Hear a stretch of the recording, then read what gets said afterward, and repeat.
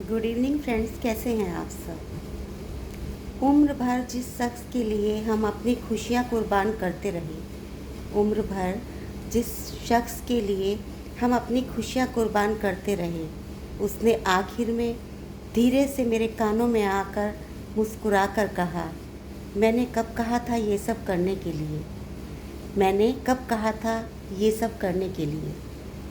दोस्तों, कभी आपने चिड़िया को देखा है? वो धीरे धीरे तिनका तिनका इकट्ठा करके कैसे अपना घोंसला बनाती है।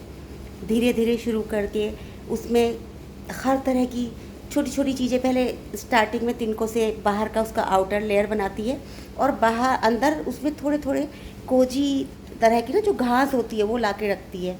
क्यों? ताकि वो अपने बच्चों को सर्दी गर्मी और बरसात से प्रोटेक्ट कर सके।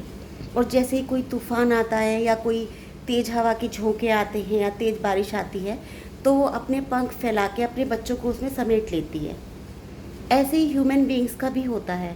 हम लोग भी, आपने देखा है कि हम लोग, आप ये देखिए, चलिए 25 साल में भी अगर किसी की शादी हो जाती है, 24-25 साल में, तो तब तक तो वो अपनी पढ़ाई पूरी कर रहे होते हैं। उसके बाद जैसे एक नन्ही सी जान उनके पास आती है तो उन्हें पता नहीं चलता वो कब उस छोटे से बच्चे के लिए घोंसला बनाने में, उस छोटे से बच्चे को आंधी तूफान बारिश मौसम की थपेड़ों से बचाने के लिए और उसकी देखभाल करने में कितने संलग्न हो जाते हैं कि उन्हें पता ही नहीं चलता कि उम्र के 18 साल 20 साल कहाँ चले गए। और आप ये देखिए कि जो उनकी एक 25 साल जो आपने मेहनत की है, 24 साल पढ़ाई की है, वो उस आने वाले 20 सालों में अपने सपनों को पूरे करने के लिए, लेकिन कहीं ना कहीं सारे पेरेंट्स अपने सपनों को भूल के सिर्फ अपने बच्चों के लिए जीना प्रारंभ कर देते हैं। सुबह 5 बजे उठ के उनके लिए 3-4 तरह के टिफ़िन बनाना, उन्हें बस पे छोड़ के आना, फिर आने के बाद होमवर्क कराना, क्या क्या एक्टिविटीज़ हैं, ये सब चीज़ें, और साथ में उनका अपना कैरियर, घर, उस सब चीज़ों में उनका पता नहीं चलता कि यंग एज आपकी कहाँ चली गई। और यही आजकल की जनरेशन, अगर आप उन्हें बताने लगे कि भाई आप, थोड़ा फील तो होता है जब आपके 20 साल ऐसे निकल गए कि आप उन्हें बताने लगे कि मैंने इतना सेक्रीफाइस किया, या मैं, क्योंकि उस एज में जब आप पेरेंट्स बनते हैं तब सुबह 5 बजे उठ के किसी एक बच्चे को स्कूल भेजना, वो भी एक, मुझे लगता है, बहुत बड़ा सेक्रीफाइस ही है।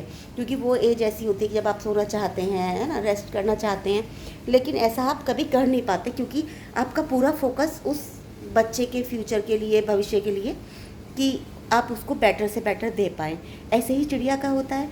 जैसे ही वो बच्चे फिर बड़े होते हैं, पहले चिड़िया उनको उड़ना सिखाती है, उनके पंख थोड़े मजबूत होते हैं तो उनका घोंसले में मन नहीं लगता, वो ऊंची ऊंची उड़ान भरने लगती है।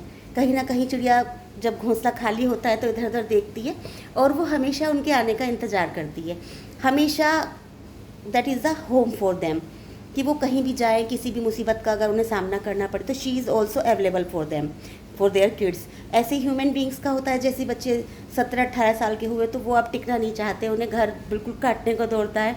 वो कभी कहीं, कभी कहीं, कभी कॉलेज ट्रिप पे, कभी प्रोजेक्ट पे, कभी कुछ।